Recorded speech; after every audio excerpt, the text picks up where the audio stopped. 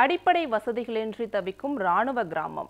எங்கே உள்ளது அந்த கிராமம்? அந்த கிராம மக்களின் கோரிக்கைகள் என்ன? தற்போது பார்க்கலாம்.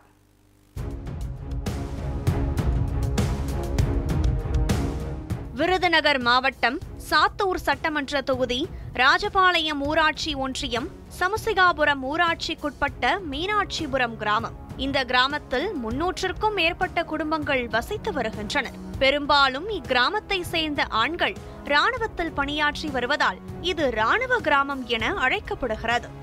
ஆனால் அடிப்படை வசதிகள் இல்லாமலேயே இந்த மக்கள் தவித்துக் கொண்டிருக்கின்றனர். ஒரு 1000 பேர் வரைக்கும் இந்த ஊர்ல இருக்காங்க. அது இங்க இருக்கிறவங்க பெரும்பாலும் இளைஞர்கள் எல்லாம் இராணுவத்தில் போயிருக்கனால வெளியூர்ல போயிடுவாங்க.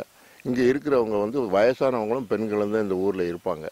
இவங்களுக்கு ஒரு இதுவரைக்கும் ஒரு அடிப்படை வசதி கூட இல்லாம இருக்கிறாங்க. இப்போ தற்போது வெகு நாட்களாக ஒரு கடந்த 2-3 வருஷமா இந்த சுடுகாட்டுக்கு போகக்கூடிய பொது பாலம் சேதமடைஞ்சிருக்குது.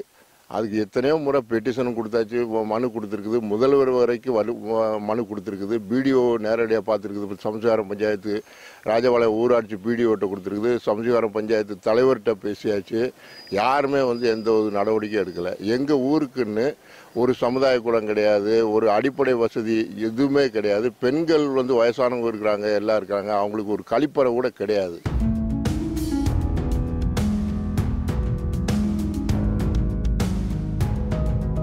குறிப்பாக மயானத்திற்கு செல்லும் சாலை முற்றிலும் சேதமடைந்து பாலமும் உடைந்து மோசமான நிலையில் உள்ளது. இதனால் இறந்தவர்களை எடுத்து செல்லும் போதும் கடும் சிரமம் என மக்கள் வேதனை தெரிவிக்கின்றனர். இப்போ யாராவது அடுத்து மழை காலம் வரும்போது பார்த்தீங்கன்னா இந்த பாலம் போட்டு 25 வருஷம் ஆச்சு. இந்த பாலம் போடும்போதே பார்த்தீங்கன்னா எந்த விதமான இதுவும் போடாமல் அப்படியே தரப்பாலமாக போட்டதுனால எங்களுக்கு தண்ணி எதிர்த்து ஊருக்குள்ளே வந்துருச்சு. ஊருக்குள்ளே வந்ததுனால நாங்கள் எல்லாருமே வசூல் பண்ணி இதில் கண் வச்சு உடச்சி போட்டோம். அப்போவுமே எங்களுக்கு 10,000 ரூபா செலவாச்சு. 25 வருஷத்துக்கு முன்னாடி உடச்சி போட்டதுனால அந்த தண்ணி எழுதுச்சு. நாளாக அது சேதமாயிடுச்சு. தண்ணி அதிகமாக வரும்போது அந்த கல்கட்டை இப்போ ஒடுங்கி இப்போ சேதமாகி இப்போ அடுத்து யாராவது ஒரு இன்கேஸ் இறந்தாங்கன்னா உள்ளே கொண்டு போக முடியாத அளவுக்கு சூழ்நிலை வருது. அப்போ இந்த தண்ணிக்குள்ளே தான் எடுத்துகிட்டு போக வேண்டிய சூழ்நிலை வரும். அதனால் நாங்கள் பல தடவை சொல்லி அவங்க யாருமே சாய்க்கலை. அதனால் வேறு வழி இல்லாமல் இப்போ நாங்கள் என்ன பண்ணுறதுன்னு சொல்லி நிற்கிறோம். மேலும் மேல்நிலை நீர்த்தேக்க தொட்டி சேதமடைந்து எப்போது வேண்டுமானாலும் இடிந்து விழும் அபாயத்தில் இருப்பதாகவும் மக்கள் கவலை தெரிவித்தனர். அதேபோல் பெண்களுக்கு சுகாதார வளாகமே இல்லாததால் அவதியில் இருப்பதாகவும் கூறுகின்றனர். இந்த ஒரு மீனாட்சிபுரம்ன்றது சொல்றதுக்கே அர்த்தமே இல்லை. ஏன்னா மீனாட்சிபுரத்துல ஒரு வசதியும் கிடையாது.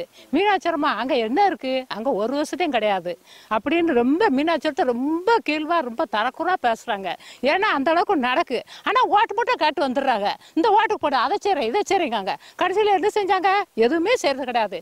நாங்களும் எல்லாம் மனு கொடுத்தோம் செஞ்சோம். நாங்க பொம்பளைங்க தான் ரொம்ப அவஸ்தைப்படுதோம். இந்த ஊர்ல ஒரு லெட்டின் கிடையாது, ஒரு மினி பஸ் கூட கிடையாது. என்ன வசதி இருக்கு? அது செய்தே இது செய்யறேன்னு வர்றாங்க. ஆனா அவங்க காரியம் நேரம்னா கழட்டி விட்டுறாங்க. அப்புறம் என்ன இந்த ஊர்ல இருக்கு? அப்ப மீனாட்சிபுரம் அவ்வளவு காலமா போச்சா? ஏன் மீனாட்சிபுரத்து மட்டும் இவ்வளவு தரக்குறா இருக்கு? அதனால தயவு செய்து எங்களுக்கு தார்காட்டுக்கு கண்டிப்பா பாத வசதி செய்யணும். ஏன்னா தார்காட்டுக்காரர் ரொம்ப கஷ்டப்படுறாங்க. மழை காலம்லாம் சவதியிலையும் சேர்லையும் வர்றாங்க.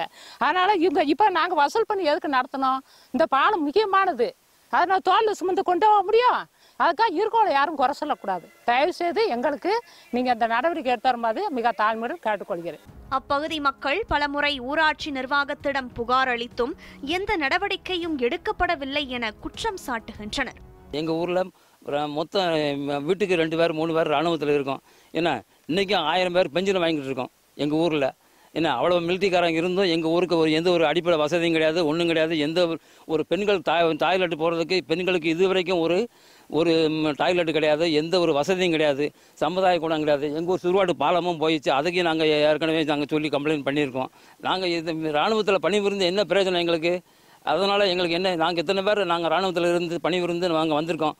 ஏன்னா அந்த எங்களுக்கு ஒரு வசதியும் கிடையாது. யாரு போய் மனு கொடுத்தாலும் அது திரும்ப ரிப்ளை கொடுக்காங்க, அதான் பேசாமல் போட்டுருவாங்க.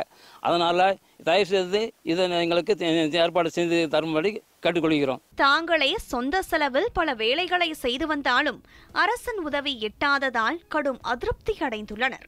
அத்துடன் எங்கள் கிராமத்தில் ஒரு பசுமை சின்னம் கூட இல்லை எனும் வருத்தத்தையும் வெளிப்படுத்துகின்றனர். எங்கள் ஊரில் எந்த ஒரு அடிப்படை வசதியும் கிடையாது. எத்தனையோ தடவை நாங்கள் முறையிட்டோம். பஞ்சாயத்துலேருந்து பிடிஓலேருந்து கலெக்டர்லேருந்து சிஎம் செல் வரைக்கும் போட்டு பார்த்துட்டோம். ஒன்றுமே இல்லை. ஒன்றும் பெற்றுக்கொண்டோம் மனுவே அப்படின்றது ரிசல்ட்டு தான் வரதே வழிய வேறு ஒன்றும் கிடையாது. இந்த தண்ணீர் தொட்டி, ஊருக்கு தண்ணீர் தொட்டி ஒரே ஒரு தொட்டி தான். அது 30,000 லிட்டர் தான். இப்போ மக்கள் தொகை கூடிக்கிட்டே வரும்போது 50,000 லிட்டர் உடைய தொட்டி எங்களுக்கு கண்டிப்பாக வேணும். தொட்டியினுடைய எக்ஸ்பைரி டேட்டு முடிஞ்சு வச்சு, அது என்னைக்கு இடிஞ்சு விழுவதோ தெரியாது. இன்னும் அதில் தான் ஓடிக்கிட்டே இருக்குது. ஒரு பள்ளிக்கூடத்தை எக்ஸ்டெண்ட் பண்ணணும்னா அந்த இதுக்கும் நாங்கள் கொடுத்துருக்கோம், அதுக்கும் ஒன்றும் கிடையாது. அதனால் இந்த அடிப்படை தேவைகளை எல்லாம் செஞ்சு கொடுக்கும்படி வேண்டிக் கொடுக்குறோம் இந்த டிவி மூலமாக. எக்ஸ் ஆர்மி எங்கள் ஊரில் நாங்கள் இருக்கும்போது முன்னாடி ஏதோ ஒரு சில இது நாங்களே வசூல் பண்ணி எல்லாம் பண்ணது. நாங்கள் இலவட்டமாக இருக்கும்போது பண்ணது. இப்போதைக்கு நாங்கள் ரிட்டையர்ட் ஆகி நானும் இப்போ 4-5 வருஷம் ஆச்சு. இங்கே பார்த்தா ஒரு வசதியும் இல்லை. கவர்மெண்ட் எங்களுக்கு ஒரு இதுவும் பண்ணி தரல. நார்மலாக இந்த சுடுகாட்டு பாதையே இது நாள் வரைக்கும் ஒன்றுமே. இதுக்கு இறந்து போனவங்களாம் அங்கேருந்து தோளில் தான் தூக்கிட்டு போக வேண்டிய நிலைமை இருக்குது. இவ்வளோ தூரம் நாங்கள் ஆர்மியில் 30 வருஷம் நாங்கள் எல்லாம் சர்வீஸ் பண்ணிட்டு வந்ததுக்கப்புறம் இங்கே ரொம்ப கஷ்டப்படுற சூழ்நிலை இருக்குது. அடிப்படை வசதி கூட இல்லாமல் இருக்கிறதுனால இதை கண்டிப்பாக செஞ்சு தரும்படி கேட்டுக்கொள்கிறேன். எல்லையில் நம் நாட்டை பாதுகாக்கும் ராணுவ வீரர்கள் அதிக அளவில் வசிக்கும் இந்த மீனாட்சிபுரம் கிராமத்திற்கு அடிப்படை வசதிகளை செய்து தர ஊராட்சி மற்றும் மாவட்ட நிர்வாகம் மட்டுமின்றி தமிழக அரசு உடனடியாக நடவடிக்கை எடுக்க வேண்டும் என மக்கள் வலியுறுத்துகின்றனர். நியூஸ் 7 தமிழுக்காக விருதுநகர் மாவட்ட செய்தியாளர் ஜெயலானி.